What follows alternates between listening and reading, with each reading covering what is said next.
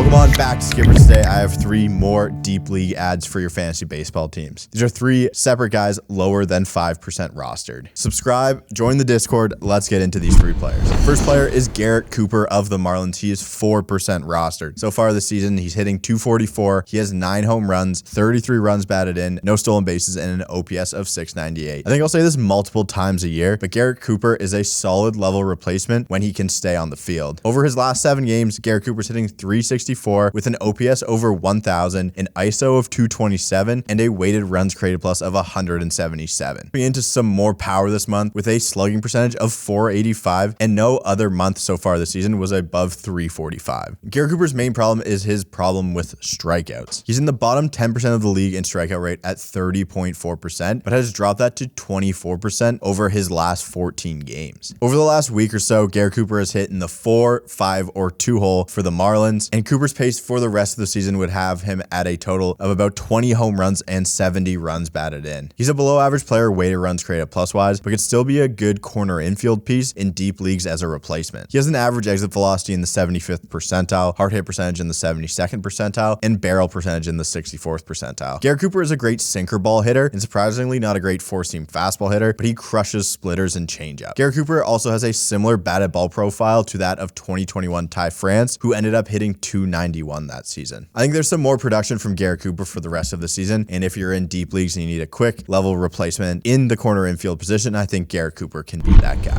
Second deep league ad for this week is going to be Max Kepler of the Twins. He is 3% rostered. So far this season, he's hitting .204, but he does have 10 home runs, 23 driven in, no stolen bases, and an OPS under 700 at .691. Max Kepler has an incredibly low batting average on balls in play. Most of the balls he seems to put in play just go over the fence, which don't help him in that category at all. He has a .203 batting average on balls in play and a .204 average. Kepler can hit balls out of the yard with ease, as we saw that a couple years ago. He's almost a 30 home run guy and is on pace for 20 plus home runs again this season. Over the last 6 games, Max Kepler has found his power stroke. He's hitting .316 with 3 home runs, 5 runs batted in, and a weighted runs created plus of .225. Max Kepler is running the best barrel percentage of his career and has been unlucky in the batting average category, obviously. His expected batting average is nearly 40 points higher than his actual and has solid batted ball metrics. He has 70th percentile average exit velocity and expected slug. His May will end up ruining his season-long stats as he had a 137 average, and that isn't going to do you a lot of good. Max Kepler had an 834 OPS in April and isn't a liability when it comes to strikeouts. I feel like he could go on a little Eddie Rosario-esque run and be rostered a lot more by the end of it. He hit in the 3 slot last night for the Twins, which could tip their hand on getting him more at-bats, so we should try and bounce on Max Kepler early.